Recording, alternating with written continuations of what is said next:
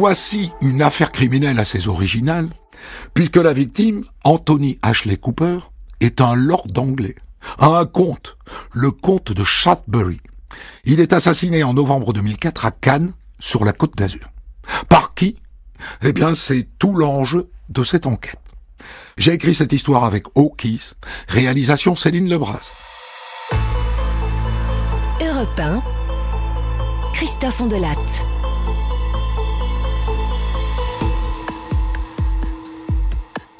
Nous sommes en novembre 2004 à Cannes, sur la Côte d'Azur.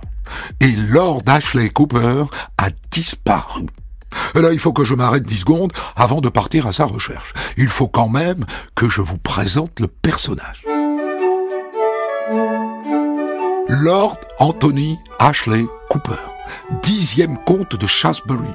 Ah, ça en rejette, hein. Mais ça n'est pas usurpé, hein. La statue qui trône au centre de Piccadilly Circus à Londres est un hommage à son arrière-grand-père. C'est dire si ça n'est pas n'importe qui. Ses ancêtres, 9 générations de comtes de Shaftesbury, ont siégé à la Chambre des Lords sans discontinuer depuis le XVIIe siècle. Sauf que lui, voyez-vous, c'est un grand original. D'abord, il a démissionné de la Chambre des Lords, et depuis, il profite de la vie. Il navigue entre Londres et la Côte d'Azur, et il s'adonne à la grande affaire de sa vie, les femmes.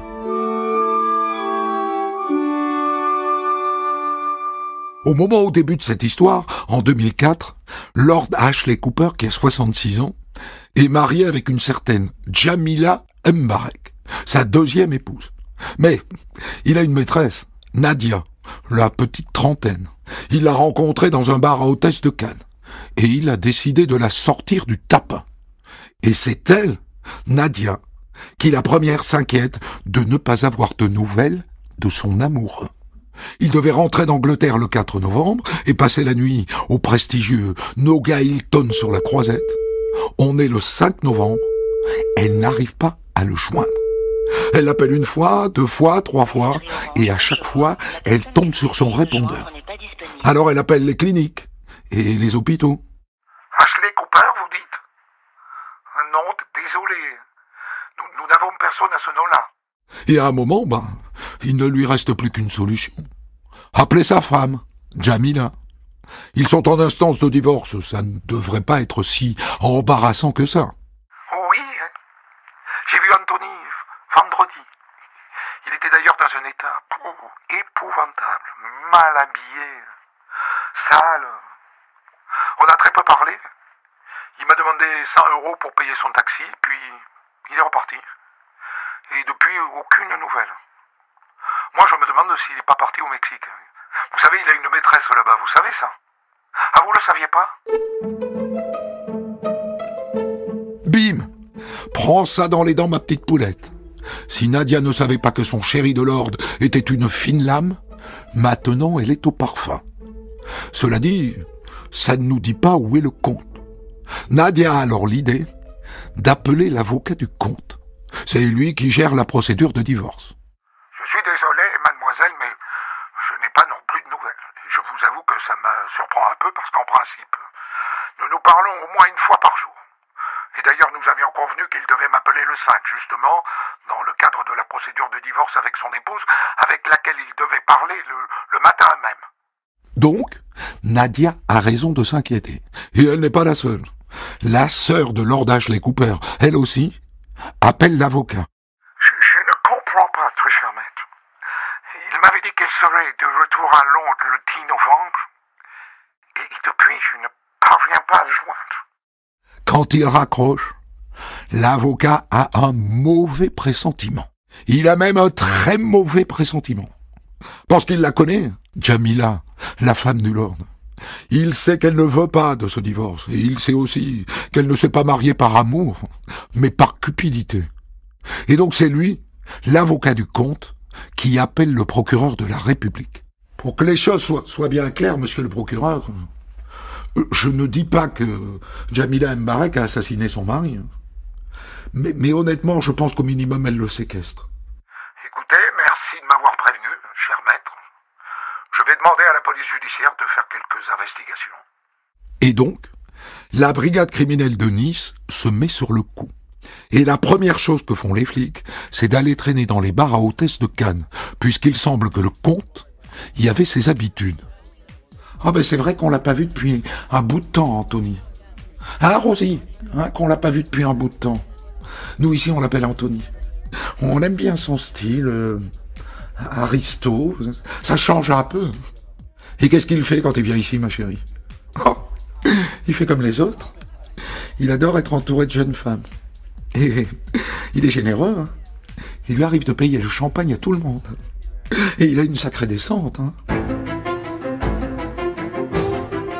12 jours après sa disparition, les policiers décident de lancer un appel à témoins dans la presse locale, qui se régale évidemment de cette histoire inespérée. Un lord anglais qui fréquente les claques de Cannes, ça n'est pas courant. Et donc c'est croustillant. Et dans la foulée débarquent les journalistes anglais, ceux des tabloïds, toujours avides d'histoires sulfureuses sur l'aristocratie britannique. Mais les appels passés dans la presse ne donnent rien. Alors, les policiers cannois commencent à s'intéresser à sa femme, Jamila Mbarek. Comment cette jeune femme d'origine tunisienne s'est-elle retrouvée comtesse? Parce qu'elle est comtesse. Et cette quête les amène à plonger dans la vie d'Anthony Ashley Cooper. Bon, voilà tout ce que j'ai pu recueillir sur lui. Il est né en 1938 d'un père britannique donc, et d'une mère française. Son père meurt quand il a 8 ans. Il se marie en 76 avec la fille d'un diplomate, Lady Christina, avec laquelle il a 2 fils. Le mariage dure 22 ans. Divorce en 1998. Un an plus tard, il renonce à son siège à la Chambre des Lords. Et c'est la même année qu'il perd sa mère. Bon, d'accord, t'as pas plus frais comme information. J'y viens. C'est à ce moment-là qu'il commence à fréquenter les bars à hôtesses de la Côte d'Azur. Bon, là, je vous passe les détails. Il est riche, il passe d'une fille à l'autre. Même les journaux britanniques étaient au parfum. Hein, j'ai lu quelques journaux anglais qui sont pas piqués des hannetons. Ok, vieux. Bon, tu passes à l'essentiel. Et n'oublie pas que c'est Jamila qui nous intéresse. Et tout le reste, on s'en fout un peu. Patience, on y est. Donc, il rencontre Jamila Mbarek en 2002. Elle a 41 ans. Elle est d'origine tunisienne. Elle est plutôt jolie. Et écoutez la suite. Très vite, elle lui annonce qu'elle est enceinte. Et donc, ils se marient dans la foulée en novembre 2002. Et alors, j'ai trouvé la liste des cadeaux de mariage. Elle a eu bien raison de lui passer la bague au doigt. Hein. Un bel appartement sur les hauteurs de Cannes et un moulin dans le Gers. Plus une pension mensuelle de 7000 €. Et c'est là qu'il découvre qu'elle n'a jamais été enceinte. Elle l'a embrouillé pour se faire épouser. Donc dispute, et le couple se met à battre de l'aile rapidement. Et donc c'est là qu'il rencontre Nadia, qui a 3 enfants, et à qui au passage il achète un appartement à Vines. Et il décide de divorcer. Et donc 3 mois plus tard, il a disparu. Voilà tout ce que j'ai pu collecter. Vous en pensez quoi? Eh ben, ils en pensent qu'il y a là un mobile. Jamila tue son mari pour rester pour l'éternité comtesse de Shaftesbury avec tous les avantages qui vont avec. À moins qu'il ne se soit barré à l'étranger. Il semble que ça pourrait être son genre. Bon, ok, tu appelles toutes les compagnies aériennes pour vérifier s'il a pu quitter la Côte d'Azur. La réponse est non. À ce stade, les limiers de la police judiciaire pourraient très bien aller toquer à la porte de Jamila Mbarek et la placer en garde à vue. Sauf que depuis le commissaire Maigret, les méthodes de travail ont un peu changé. On commence par bétonner le dossier et quand on a des biscuits, alors on fonce. Pour l'instant, on en est au stade du bétonnage. Les flics veulent reconstituer les 48 heures qui précèdent la disparition d'Anthony Ashley Cooper. Bon, ce qu'on sait, c'est qu'il arrive à Nice en provenance d'Angleterre le 3 novembre. Donc le plan est de rejoindre Nadia à Vines, mais elle n'est pas là. Et donc ce soir-là, il crèche dans un hôtel un peu miteux près de l'aéroport. Pas tout seul, d'après ce qu'on m'a dit, une jeune femme a dormi avec lui, une pute, si vous voulez mon avis. Et on a pu identifier cette fille? Non, impossible. La nuit suivante, Anthony Ashley Cooper la passe avec sa maîtresse, Nadia. Nadia raconte qu'ils ont déjeuné avec ses 3 enfants. Et qu'ensuite elle est rentrée à Vence. Et qu'Anthony lui a pris un taxi pour Menton. Où d'après ce qu'elle dit, il avait rendez-vous avec une voyante.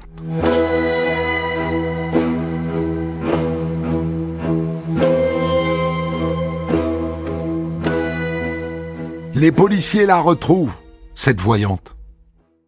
Ah oui, je me souviens d'un homme d'un certain âge, très élégant, mais très simple. Hein. Il m'a demandé de l'appeler Anthony, c'est vous dire. Et pourquoi est-ce qu'il est venu vous voir? Il voulait savoir si sa nouvelle compagne était réellement enceinte de lui. Et alors? Eh bien, moi, dans les tarots, je n'ai pas vu l'ombre d'un bébé. Hein. Je le lui ai dit. Et je lui ai même dit que je voyais tout le contraire d'une naissance. Et là, il m'a arrêté. Il m'a dit, mot pour mot, hein. Je ne suis pas là pour entendre de mauvais présages. Dans ma famille, on meurt à 90 ans. C'est troublant, hein, cette vision de la voyante, qui n'a pas vu l'ombre d'une naissance, mais au contraire. Sauf que vous savez que je ne crois pas un mot de ce genre de sorcière. Bref, en sortant de chez elle, d'après ce qu'apprennent les flics, Ashley Cooper passe la soirée dans un bar à filles. Il en sort passablement bourré, et il zigzague jusqu'au Hilton, où il passe la nuit seul. Le lendemain, 5 novembre, il ponctionne 2 mignonnettes de vodka dans le minibar, et il descend prendre son petit déjeuner sur la terrasse. « Bonjour, monsieur le comte. Qu'est-ce que je vous sers ce matin? Un gin tonic, s'il vous plaît? » Ah oui, le matin, sacré pochetron. À ce moment-là, le serveur raconte que son téléphone sonne. Quand il a raccroché, il m'a demandé de mettre son verre au frais, en me disant qu'il allait chercher sa femme Jamila à l'aéroport, et qu'il n'en avait pas pour longtemps. Et il n'est jamais revenu finir son gin tonic. Il est peut-être temps d'aller lui rendre une petite visite à cette Jamila. Oh, vous savez, Anthony, il va, il vient, il apparaît, il disparaît. Vous l'avez vu le 5 novembre? Oui, il est passé 10 minutes. À quelle heure? Il devait être 11h30. Il était complètement ivre, comme souvent, et dans un état lamentable. Ses vêtements étaient dégoûtants. Il sentait l'urine et les excréments. Sympa, le portrait. Sauf que le serveur du Hilton, celui qui lui a servi le gin tonic, n'a jamais dit qu'il était ivre et sale. Alors pourquoi dit-elle ça? Les policiers décident de la placer sur écoute. Et ils surprennent une conversation très suspecte avec son avocat. Elle est à l'hôpital à ce moment-là, semble-t-il pour une dépression. Bonjour, maître. Écoutez, je me sens pas très bien. Je suis trop faible pour parler. Je vous passe ma sœur, Naïma. Allô? Ah, bonjour, monsieur. Voilà, ma sœur, elle va pas trop bien. Elle a besoin de parler.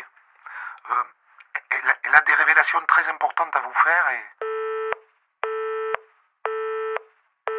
Il a raccroché, parce qu'il se doute que sa cliente est sur écoute. Les policiers se disent, elle est sur le point de craquer. Alors ils vont l'accueillir à l'hôpital et ils la placent en garde à vue. Et effectivement, elle est mûre. Le 16 novembre, dont mon frère Mohamed, il est arrivé le matin d'Allemagne, où il habite. Et il avait beaucoup bu. Et comme je vous l'ai dit, Anthony, il était ivre aussi. Et là, Mohamed, il lui a demandé 10 000 € qu'il avait promis de me donner. Et Anthony lui a dit, mais je les lui ai déjà donnés.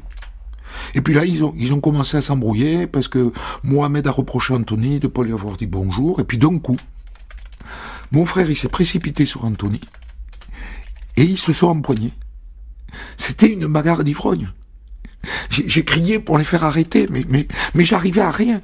Et donc Anthony, il est tombé, Mohamed, il était sur lui, et il l'a étranglé. Moi, je savais pas quoi faire, j'étais tétanisé, vous voyez. Et Mohamed, quand il a réalisé qu'Anthony était mort, il a dit, il faut se débarrasser du corps. Et donc il l'a pris par les pieds et il l'a traîné dans l'escalier jusqu'au sous-sol. Bien.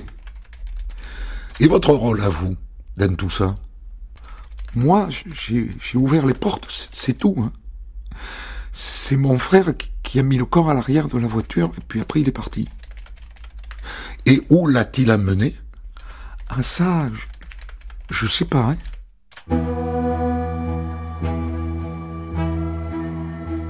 Donc elle accuse son frère et elle n'y est pour rien. Pour l'instant, ça suffit à la mettre en examen pour complicité d'homicide et pour la coller en tôle. Et maintenant, il faut retrouver le frère. Un mandat d'arrêt européen est lancé et il est arrêté le soir même à Munich, en Allemagne. On verra quelle est sa version. Ça va prendre un peu de temps, bien sûr, le temps qu'il soit extradé.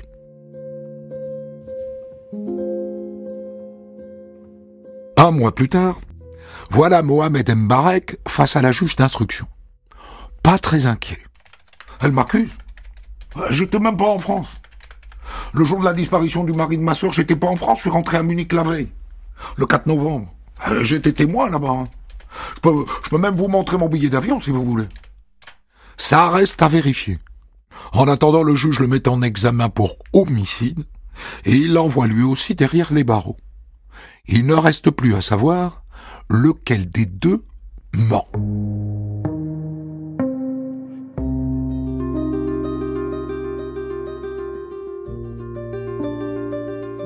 Pour le savoir, la juge fait installer des micro-espions au parloir de la prison. Un jour où Jamila reçoit une visite de sa sœur, Naïma. Jamila, il faut que tu insistes plus sur la bagarre d'ivrogne qu'il y a eu. Mais je l'ai déjà fait. Oui, mais toi, quel rôle t'as joué dans la mort de ton mari? Moi, j'ai juste bougé le corps avec Mohamed. Tiens, en garde à vue, elle a dit qu'elle n'y avait pas touché. Dis-moi, Jamila, t'as bien donné les 152 000 € que t'avais promis à Mohamed? Chut, faut pas parler de ça. Mais pourquoi? Moi, je veux savoir. Oui, je l'ai fait. Excellent. Jamila aurait donc payé son frère pour tuer le comte. La garce. Et maintenant, pour retrouver le corps de Lord Ashley Cooper, il n'y a qu'à regarder le parcours du téléphone portable de Mohamed. Si ça se trouve, il l'avait gardé dans la poche ce jour-là. Bon, c'est bon, hein? Mohamed Mbarek a reçu 2 appels l'après-midi du 5 novembre et il se trouvait près du vallon de la Rague. C'est à 15 km de Cannes, ça. Et ça ne va pas être coton parce que c'est grand comme périmètre. Les recherches durent plusieurs semaines. Et puis un jour, dans une décharge sauvage, les policiers tombent sur un squelette. Je vous le dis, ça fait causer dans les tabloïds britanniques, ça. Le comte de Shaftesbury dans une décharge. Oh my goodness!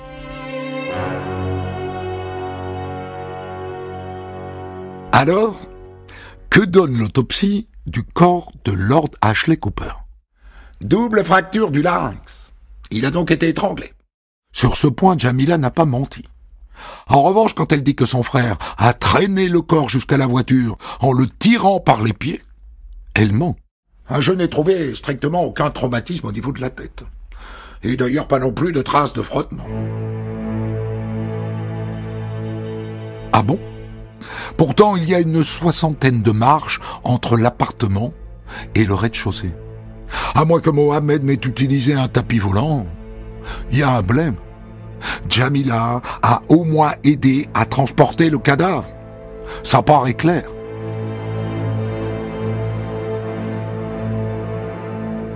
Passons maintenant aux 150 000 € que Jamila aurait donnés à Mohamed.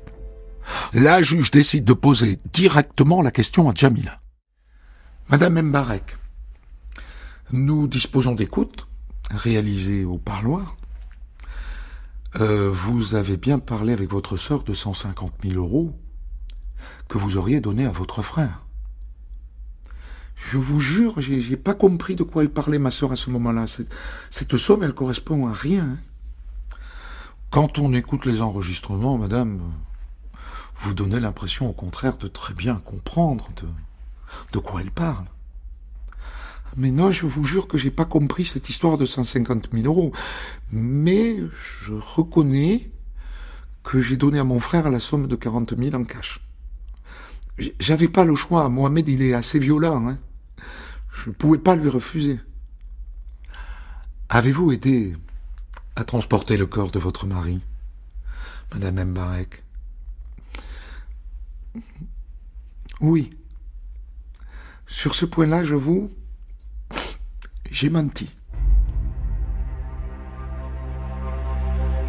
Et maintenant, l'alibi de Mohamed Mbarek. Il affirme qu'il était en Allemagne le jour du crime. Alors les policiers vérifient. Il est bien arrivé en avion à Munich le matin du 4 novembre. Et d'ailleurs, plusieurs personnes attestent de sa présence en Allemagne l'après-midi du 4.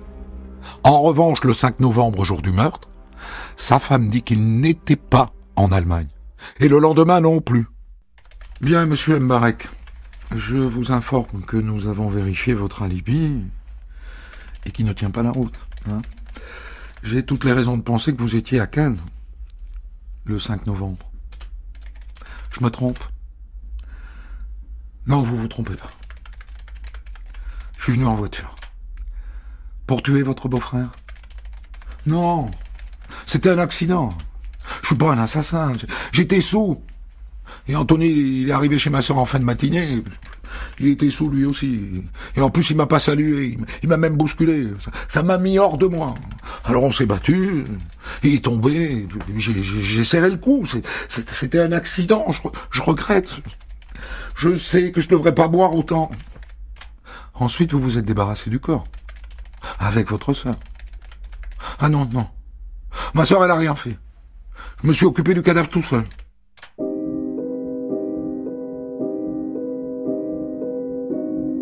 Reste à vérifier cette histoire d'argent. C'est 150 000 euros que Jamila aurait versé à son frère, possiblement pour le remercier.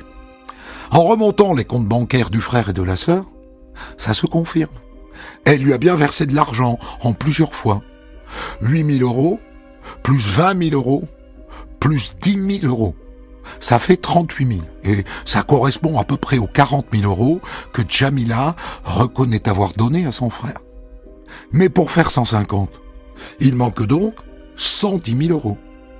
Cette somme, elle allait la lui donner. Elle l'a retirée de son assurance vie pour la déposer sur son compte courant.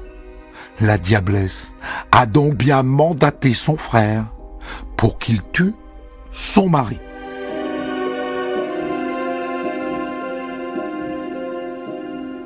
Il reste une dernière chose à vérifier.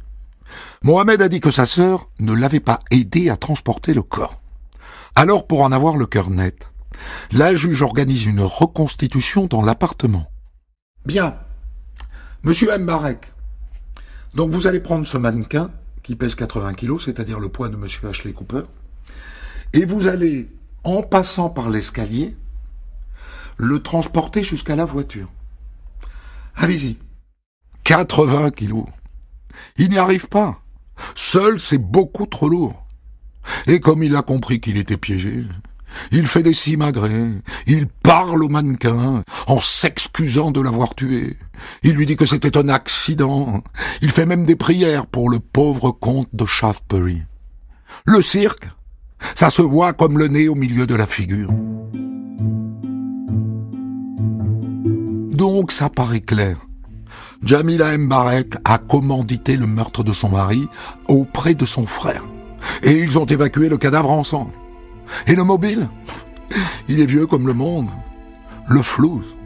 Le testament du Lord stipule qu'en cas de décès, Jamila héritait de l'appartement de Cannes, du moulin dans le Gers et d'un lac en Irlande qui rapporte beaucoup d'argent. Et en divorçant, alors elle perdait tout.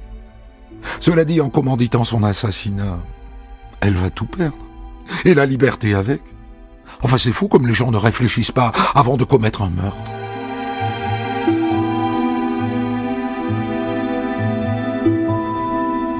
Le procès de Jamila et Mohamed Mbarek s'ouvre à Nice en mai 2007. Le président, évidemment, décide de diffuser l'enregistrement de la conversation des deux sœurs au parloir. Et c'est confondant. Ils pourront raconter tout ce qu'ils veulent. C'est accablant. D'autant qu'un nouvel élément vient impliquer Jamila. Donc je confirme que l'étude de la téléphonie de Mbarek Jamila révèle que l'avant-veille du meurtre, elle s'est rendue dans le vallon de la Rague où le cadavre a été retrouvé. L'avant-veille du meurtre. Un repérage, donc. Tu parles d'un accident. Et puis défilent à la barre de nombreuses femmes, toutes passées par le lit du comte de Chartbury. Et toutes confirment qu'il était très généreux. Ah mais moi j'ai passé une seule nuit avec lui. Et après, figurez-vous qu'il a épongé toutes mes dettes. Et qu'il m'a même offert une voiture que j'ai d'ailleurs toujours aujourd'hui.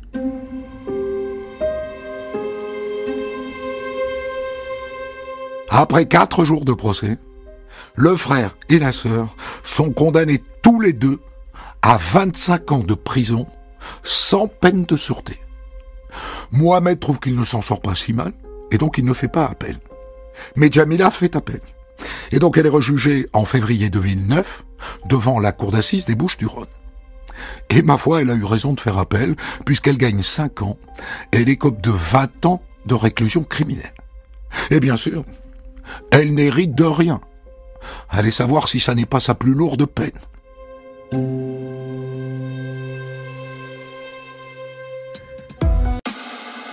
On de Latte raconte. Christophe Ondelatte. Et nous allons débriefer cette histoire avec vous, donc Frances Ashley Cooper, qui est la sœur d'Anthony Ashley Cooper. Vous ne voulez pas, je crois, qu'on vous appelle Lady Ashley Cooper, hein?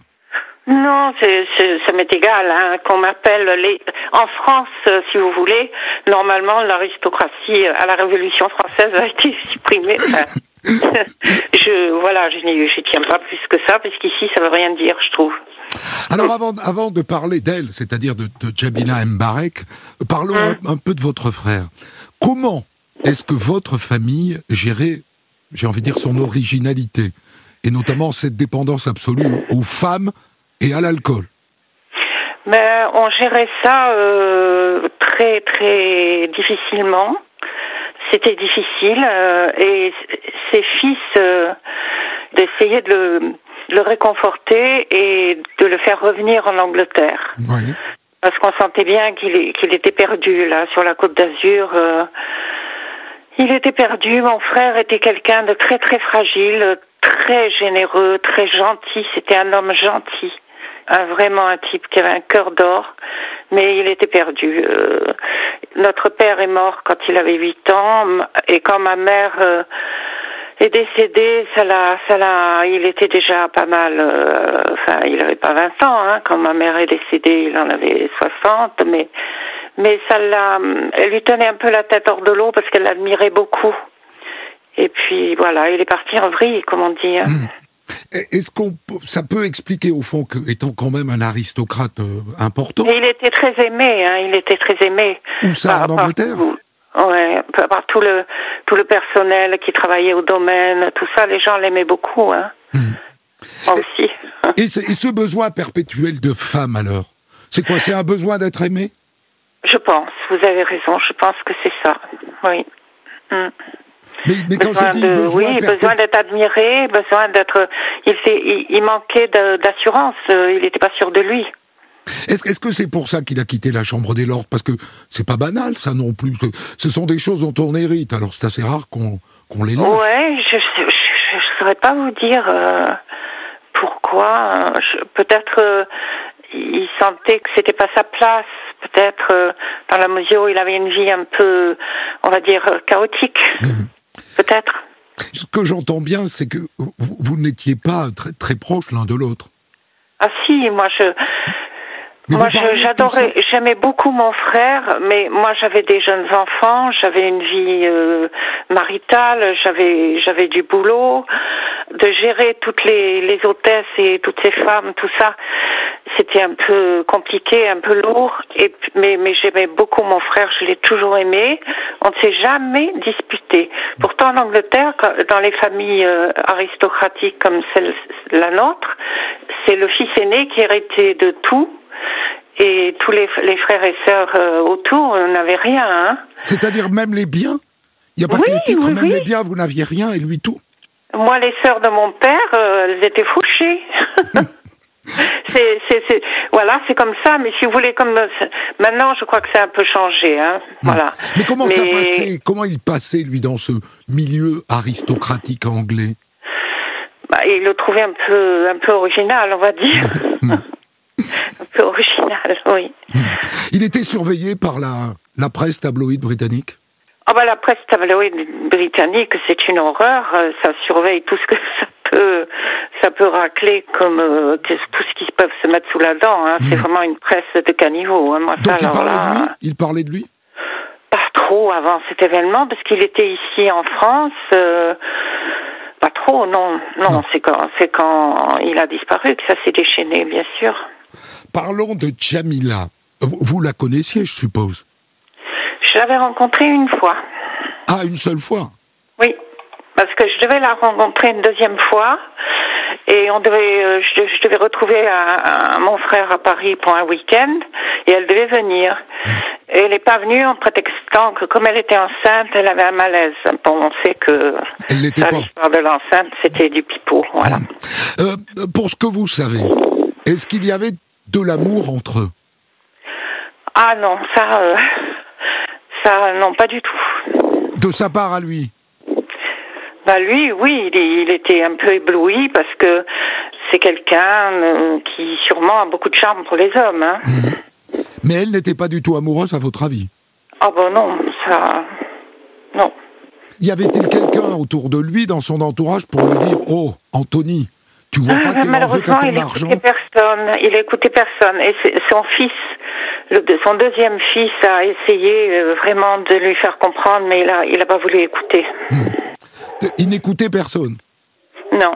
Vous savez qu'il avait 2 fils et que son fils aîné est mort de chagrin d'une crise cardiaque à 26 ans. Ouais, 15 jours après la mort de son père, c'est ça? 15 jours après que je lui ai téléphoné pour lui dire qu'on avait retrouvé le corps de son père. 26 ans? Oui. Et son deuxième fils est quelqu'un de vraiment extraordinaire. Qui a repris le titre de Voilà, qui a repris le titre, qui a refait tout le domaine, qui est vraiment c'est quelqu'un de formidable. Voilà. Alors, Madame Ashley Cooper, vous vous souvenez de ce moment où il se marie parce qu'elle dit qu'elle est enceinte? Vous n'êtes pas invité au mariage d'ailleurs, vous? Non, mais il y avait personne dans la famille. C'était en Hollande, je crois. Je crois que c'était en Hollande, il me semble me rappeler. Dans je sais pas pourquoi. Ah oui, parce qu'elle avait été mariée auparavant à un Hollandais. D'accord. Donc, pourquoi ils se sont mariés en Hollande, j'en sais rien. Mais ce moment où donc il se marie donc en catimini et où on découvre juste après qu'en vérité elle n'est pas enceinte, il vous en a parlé de ça? Ça vous a laissé un souvenir? Ah, moi je lui ai dit que j'étais très choquée, voilà. Et lui ne l'était pas? Lui, il savait plus quoi penser, je pense. Il était perdu. C'est quelqu'un qui était vraiment perdu, là. Perdu à cause de l'alcool? Il y avait l'alcool qui jouait un rôle, oui, certainement. Et puis, je pense qu'il sentait que sa vie partait en brioche, quoi, comme on dit. Hein. Est-ce que lui, il avait compris qu'elle n'en voulait qu'à son portefeuille? Oui, parce qu'il a compris quand il a demandé le divorce, il s'est rendu compte que voilà, qu'elle l'avait mené, elle lui avait menti, qu'elle s'intéressait vraiment à l'argent d'une manière très forte, on va dire. Mais jusque-là, il l'avait pas vu. Je sais pas si.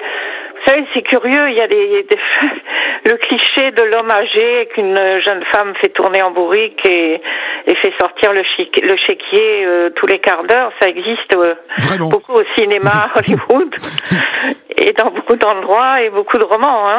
Oui, tout à fait. Ses enfants, ils s'exprimaient là-dessus, notamment ses 2 fils, ils s'exprimaient là-dessus? Son deuxième fils surtout, oui, parce que il avait rencontré, il avait compris. Lui, il avait compris dès le début. Ouais. Et le père ne oui. voulait pas l'écouter. Non. Alors, quand Jamila Mbarek est condamnée à 20 ans de prison, enfin 25 au premier procès, et 20 ans au second, j'imagine que vous êtes là les 2 fois. Ah, moi, j'étais là du début à la fin. Oui. Et mon neveu aussi. Cette peine vous paraît juste? Je peux pas me prononcer là-dessus. Je suis désolée, je